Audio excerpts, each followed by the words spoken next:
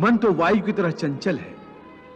जिस प्रकार बहती हुई हवा पर काबू पाना असंभव है, इसी प्रकार इस चंचल मन को अपने अधीन करना अति दुष्कर काम है।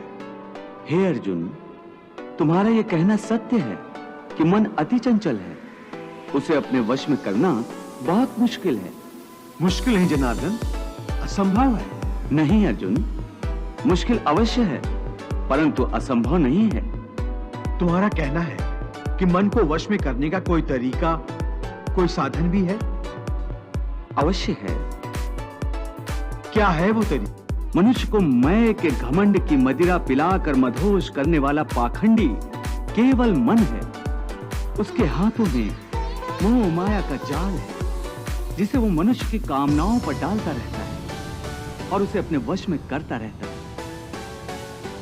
यह मन शरीर से भी मोह करता है, अपनी खुशियों से भी मोह करता है और अपने दुखों से भी। खुशियों में खुशियों से भरे गीत गाता है, तो दुख में दुख भरे गीत गुनगुनाता है। अपने दुख में दूसरों को शामिल करके उसे खुशी होती है। किसी भी प्राणी को उसका मन जीवन के अंत तक अपने जाल से निकलने नहीं देता। रस्सी में बांधकर उसे तरह तरह के नाच नचवाता रहता है। वो जीव को इतनी फुर्सत भी नहीं देता कि वो अपने अंतर में झांक कर अपनी आत्मा को पहचाने और आत्मा के अंदर जिस परमात्मा का प्रकाश है, उस परमात्मा का साक्षात्कार करे। अपने अंतर में झांक कर आत्मा को देखे, तब उस आत्मा के अंदर उसे परमात्मा का प्रकाश स्पष्ट दिखाई देगा। को परमात्मा का साक्षात्कार कहते हैं। मन? हाँ, तुम्हारा मन। तुम अपने आप को मन और विषयों के अधीन रहने दोगे, तब तक वो तुम्हें नाच नचाता रहेगा। हे पार्थ, मनुष्य का शरीर एक रथ की भांति है, परंतु जब तुम स्वयं मन के अधीन न रहकर मन को अपने अधीन कर लोगे, तो वही मन एक अच्छे सारथी की तरह तुम्हारे शरीर रूपी रथ को सीधे प्रभु के चरणों में ले जाएगा। इसलिए मैंने कहा था कि मनेव मनुष्यानाम कारण बंधन मोक्षेय, अर्थात यदि मन तुम्हारा स्वामी है और तुम उसके अधीन हो, तो वो तुम्हें माया के बंधन में जकड़ता रहेगा। और जब तुम मन पर काबू पालोगे और उसके स्वामी हो जाओगे, तो वही मन तुम्हें मोक्ष के द्वार तक ले जाएगा। हे अर्जुन, तुम्हारा यह कहना सत्य है कि मन अति चंचल है। उसे अपने वश में करना बहुत मुश्किल है। नहीं अर्जुन, मुश्किल अवश्य है, परंतु असंभव नहीं है। असंशयम महाबाहो मनो दुर्निग्रहम चलम अभ्यासेन तु कौन्ते वैराग्येण च गृह्यते। अर्थात मन को वश में करने के लिए उस पर दो तलवारों से प्रहार करना पड़ता है। एक तलवार अभ्यास की है और दूसरी तलवार है वैराग्य की। हाँ, अभ्यास और वैराग्य। देखो अर्जुन, अभ्यास का अर्थ है निरंतर अभ्यास। मन को एक काम पर लगा दो, वो वहां से भागेगा, उसे पकड़ कर लाओ, वो फिर भागेगा, उसे फिर पकड़ो।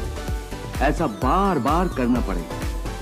जैसे घोड़े का नवजात शिशु एक क्षण के लिए भी स्थिर नहीं रहता, क्षण क्षण में इधर उधर फुदकता रहता है, उसी प्रकार मन भी क्षण क्षण में इधर उधर फुदकता रहता है। और ऐसे चंचल मन को काबू, ऐसे घोड़े को काबू करने के लिए सवार जितना जोर लगाता है, घोड़ा उतना ही विरोध करता है। यदि सवार दृढ़ संकल्प हो, तो अंत में वो सरकश घोड़े पर सवार हो जाता है। बस फिर वही घोड़ा सवार के इशारे पर चलता है।